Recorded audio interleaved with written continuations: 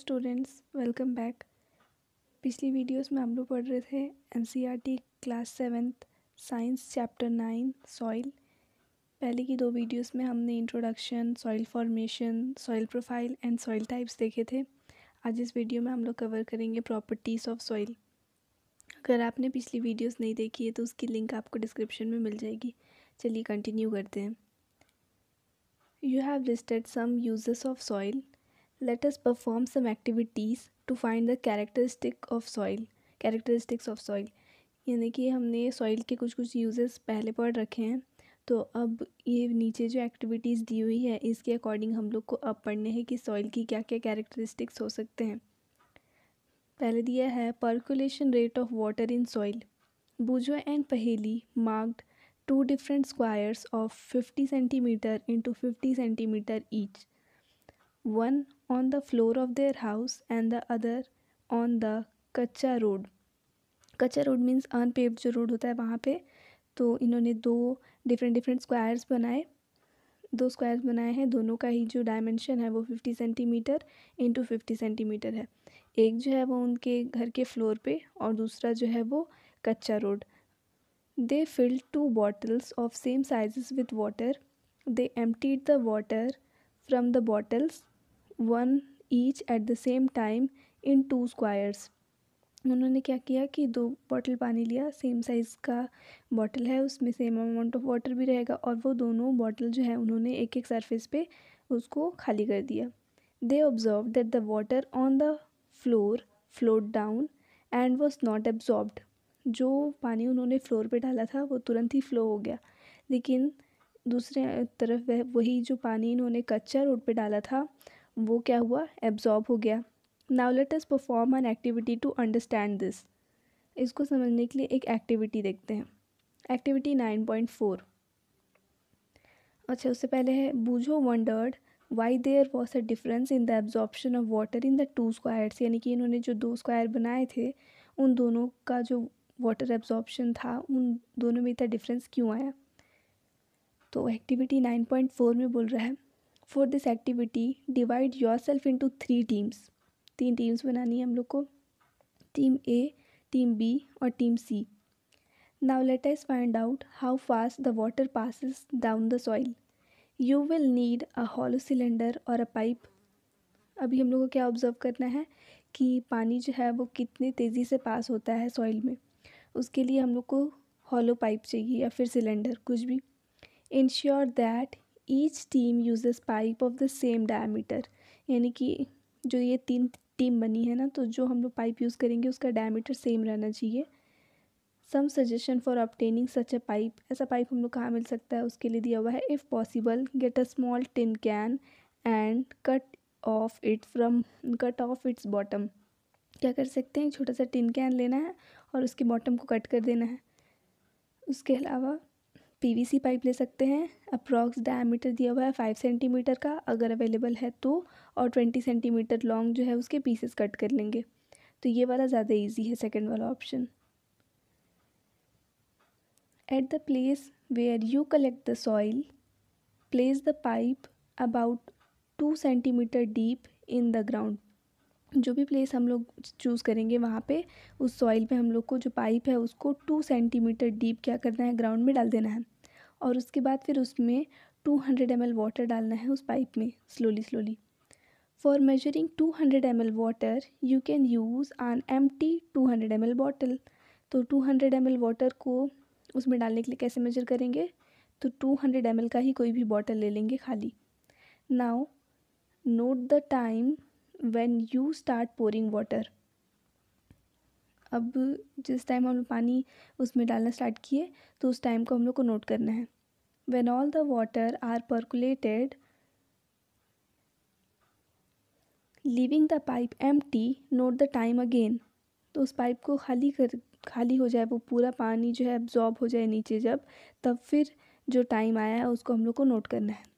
B careful not to let the water spill over and run down on the outside of the pipe while pouring. अब pour करते time जो पानी है ना वो उस पाइप से बाहर नहीं जाना चाहिए, सारा का सारा एब्जॉर्ब होना चाहिए और उसके बाद ही हम लोग उसका पर्कुलेशन रेट काउंट कर सकते हैं। उसके लिए फार्मूला क्या होता है, पर्कुलेशन रेट जो है वो मिलीलीटर पर मीटर उसका यूनिट है, क्योंकि फार्मूला में है amount of water upon percolation time.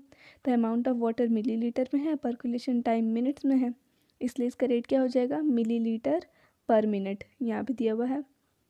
तो हम लोग कितना पानी लिए थे, 200 ml लिए थे ना, तो 200 ml यहाँ ऊपर में लिखेंगे और उसके बाद में फिर पर्कुलेशन टाइम नीचे में कितना टाइम लगा उसको एब्जॉर्ब होने में वो हम लोग नीचे में लिखेंगे।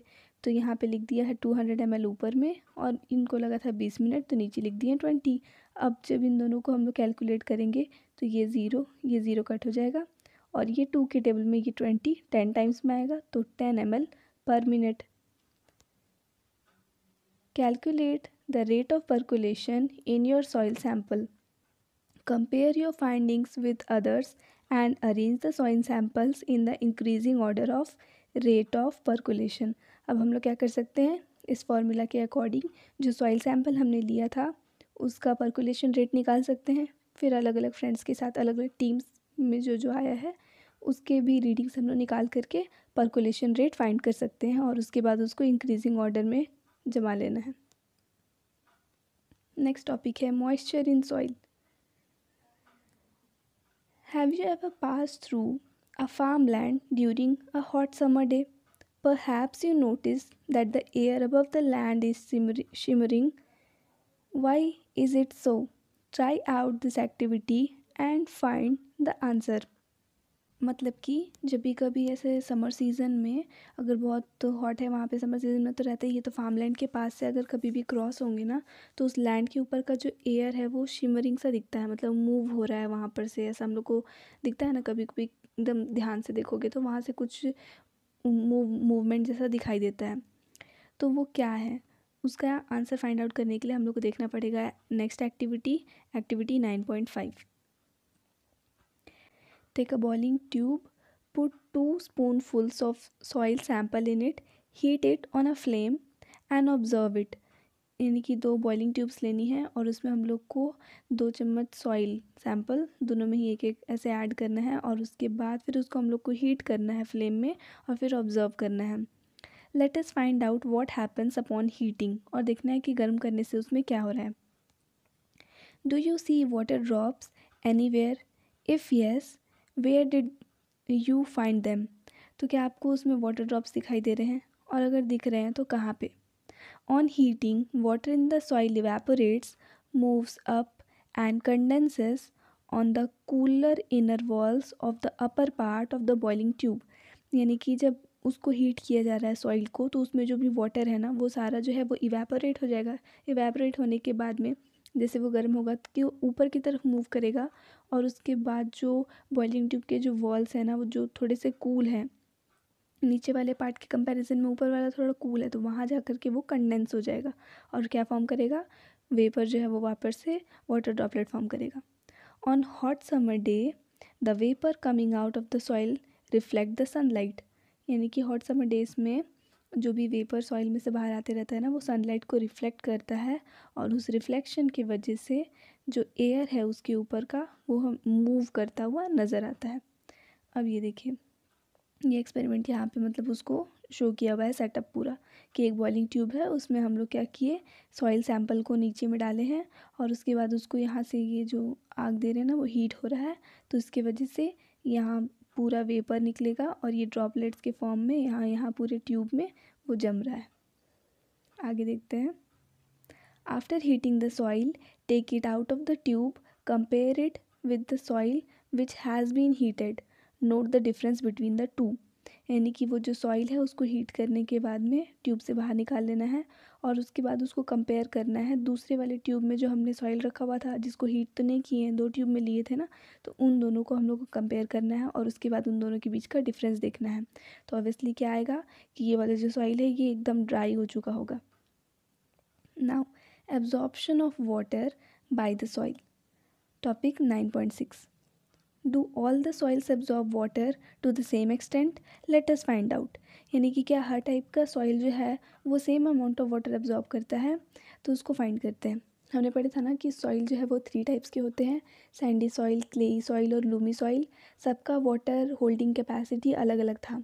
अब उसको एक्सपेरिमेंटली हम लोग को डिटरमाइन करना है। Take a plastic funnel, take a filter paper और a piece of newspaper sheet, fold and place it as shown in figure 9.7। एक प्लास्टिक का फ़नल लेना है और एक फ़िल्टर पेपर लेना है। अगर फ़िल्टर पेपर नहीं है तो न्यूज़पेपर भी ले सकते हैं, और उसको फ़ोल्ड करके हम लोग को उस फ़नल में लगाना है। जैसे यहाँ फिगर में दिया हुआ है, ये दिया है फिगर 9.7। यहाँ पे ये लिया है ना, फ़नल है, और इसमें ये पेपर को फ़ोल्ड करके ऐसे लगाया है। इसके बाद क्या करना है आगे देखते हैं। Measure a certain amount of water, weigh 50 gram of dry powdered soil and pour it into the funnel. 50 gram powder soil लेना है और उसको फ़नल में डाल देना है। और उसके बाद क्या करना है, मेजर करना है amount of water in measuring cylinder and pour it drop by drop on the soil. अब हम लोग को पानी लेना है, मेजरिंग सिलेंडर में रख लेना है, और उसके बाद ड्रॉप बाय ड्रॉप हम लोग को उसमें पानी डालते जाना है।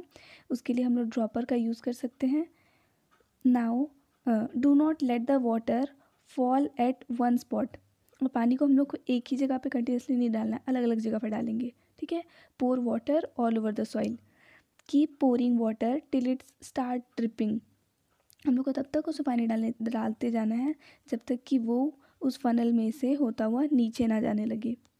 Subtract the amount of water left in the measuring cylinder from the amount you started with. यानी कि हमने जितना, जब मेजरिंग सिलेंडर हम लोग लिए हैं वहाँ पे ऐसे मेजर बना होता है, तो हम लोग जहाँ तक भी पानी लिए थे उसमें से ड्रॉप बाय ड्रॉप अगर डालना स्टार्ट किए हैं तो ये लेवल तो नीचे आ जाएगा। तो उसके बाद में हम लोग को मेजर करना है कि पानी का लेवल पहले जो था और अब जो है, उन दोनों के बीच का जो डिफरेंस है वो हम लोग को मेजर करना है। उसके बाद this is the amount of water retained bye the soil. अब जो वैल्यू आएगा ना, वो ही है वो उतना पानी जो कि सॉइल क्या कर पाया, एब्जॉर्ब कर पाया, और उसके अकॉर्डिंग हम लोग को रिज़ल्ट प्रिपेयर करना है। तो वेट ऑफ द सॉइल कितना दिया हुआ था, 50 ग्राम सॉइल हम लोग लिए थे। इनिशियल वॉल्यूम ऑफ वाटर हम लोग UmL ले लेते हैं, और फाइनल वॉल्यूम जो बचा है सिलेंडर में उसको VmL ले लेते हैं। तो volume of water absorb by the soil वो क्या हो जाएगा, obviously initial reading minus final reading, तो U माइनस V। और weight of water absorb by the soil वो क्या हो जाएगा, तो वो भी U minus V। 1 ml of water has weight equal to 1 gram. इसलिए यहाँ पे एक बार वॉल्यूम अगर हम लोग को देखना है तो मिलीलीटर में, और अगर हम लोग को वेट देखना है तो ग्राम में दिया हुआ है, क्योंकि यहाँ पे दे दिया है कि 1 ml जो वाटर है उसका वेट 1 ग्राम होता है। इसके बाद देखते हैं परसेंटेज ऑफ वाटर एब्जॉर्ब्ड। अब कितना परसेंट एब्जॉर्ब हुआ है वो निकालना होगा, तो हम लोग को वहाँ पे वेट देखना पड़ेगा, जितना वेट हुआ वो, और अपॉन टोटल वेट इंटू 100%, तो ऐसे ही निकालते हैं ना। तो यहाँ पे जो ऑब्जॉर्व वेट आया अपॉन टोटल वेट इंटू 100 करेंगे तो परसेंटेज निकल जाएगा कि कितना परसेंट वाटर वहाँ पे एब्जॉर्ब हुआ है। इसी एक्टिविटी को हम लोग को रिपीट करते जाना है अलग अलग सॉइल सैंपल्स के लिए। क्या सब में सेम रिज़ल्ट आएगा, सारे सैंपल के लिए सेम रिज़ल्ट आएगा?